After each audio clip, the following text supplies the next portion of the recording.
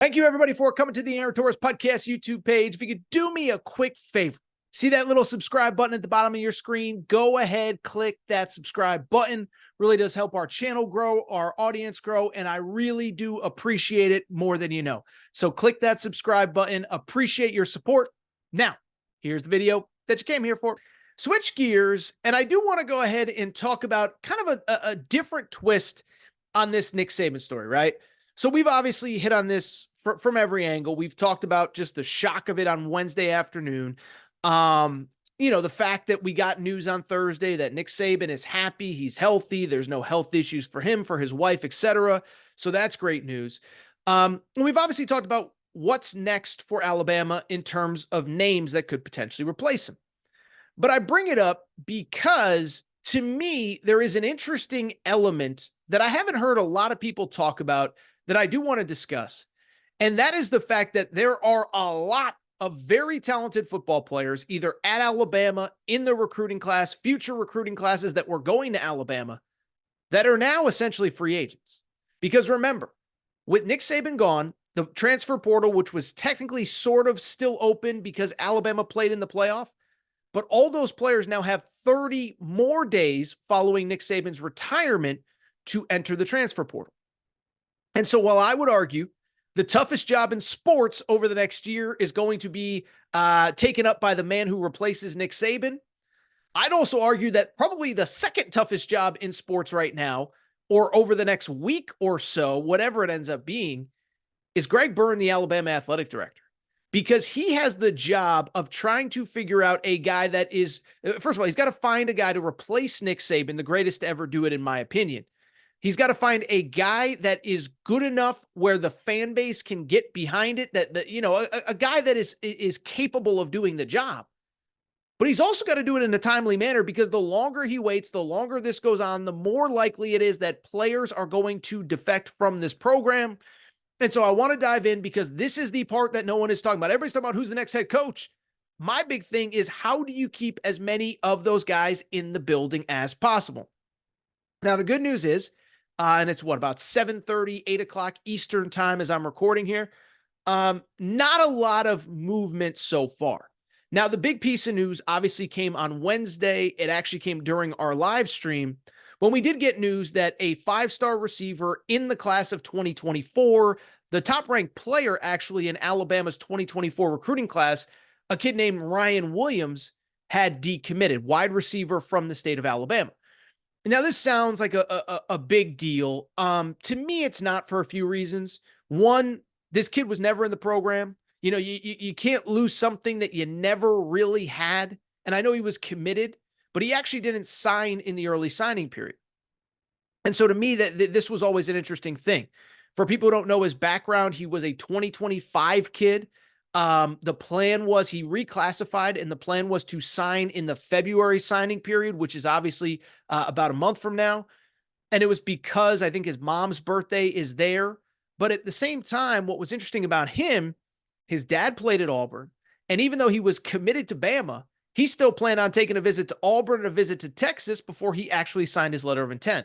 So there was always a possibility they were going to lose him. And I just think, Nick Saban retiring kind of opens the door for him to say, you know what, I'm going to open this thing up.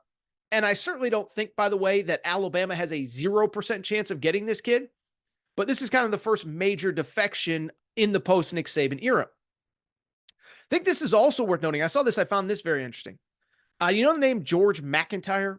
For people who don't know the name George McIntyre, he's the number 2 ranked quarterback in the high school class of 2025. So that's obviously the junior year going into senior year next year. And why his name is interesting is, earlier this week, the number 1 quarterback in that class, Bryce Underwood, committed to LSU. This kid is down to LSU, Tennessee, and Alabama. And why it's interesting is because he was a kid. He's probably not going to LSU because the number 1 recruit in that class committed to LSU.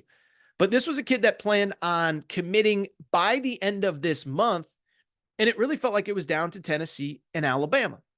Well, I bring it up because if you follow the recruiting rankings and the guys who do this on a day-to-day basis, it feels like it was sort of maybe down the middle. Some people thought Bama, some people thought Tennessee.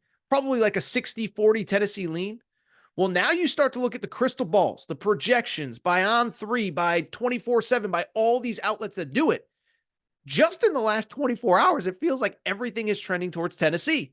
So again, maybe it means nothing. Maybe he was never coming to Bama in the first place, but this is why you have to get a guy in place so guys know who they're committing to, all of that good stuff. Finally, and this is the important part, you got to keep those 85 guys in that building. And it's interesting, right? Because this time of year, you see all the flight tracker and there's a flight coming from this place to Tuscaloosa and that place to Tuscaloosa. And what I keep telling people, it's more likely that if you see a flight from, say, Austin to Tuscaloosa, it's Steve Sarkisian or his staff coming to Tuscaloosa to try to recruit players currently on this roster. Now, you can't technically meet with them until they enter the portal, but I just bring it up because if you don't think schools are sending assistant coaches to the Tuscaloosa area, if you don't think schools are reaching out through back channels to players, you don't know this sport. And I'm not saying you don't know. If you're watching this video, you care about college football. I'm just saying this is stuff that's happening. And so the one thing I will never do, I'll never come on this channel and start speculating, okay, this guy is leaving. This is a good spot. That's not what I'm going to do. But what I will say, the internet rumors are already starting. The chatter is already starting. I saw this on social media on Thursday. And again, I'm not insinuating that this player is going to leave or that this school is going to recruit him. But I saw that Caleb Downs, the star freshman safety, he was the guy that had that pick to open up the Rose Bowl against J.J. McCarthy that was eventually overturned. I saw that, he was a kid that was recruited by Ohio State coming out of high school. And he started following a bunch of Ohio State social media accounts, a bunch of Ohio State players. And so this is what you're going to have to guard against if you're Alabama. Not saying Ohio State is getting him, not saying he's leaving, not saying Ohio State is tampering. But remember, you have the best players in America on that roster. This past season was one of the best 24/7 composite rosters that has ever been put together. Well, all those guys had plenty of options coming out of high school. They were recruited by Georgia, Oregon, LSU, Ohio State, Michigan, whoever. And if you don't think that coaches from those schools are starting to reach out to NIL agents, starting to reach out to, high school coaches, 7-on-7 coaches, if you don't think they're dropping the text to mom or dad just to say, hey, was thinking about you, hope everything's going well, love you, hope Johnny is doing well. And Johnny's a hypothetical player. That stuff happens. By the way, players do it too. You think players aren't reaching out to their guys on these teams and saying, hey, just so you know, man, we'd love to have you. You almost came here out of high school. You should have come. We were teammates in high school. I want to be teammates again. Let's make this happen. I saw Shedeur Sanders, by the way, this was another thing that happened during the live stream.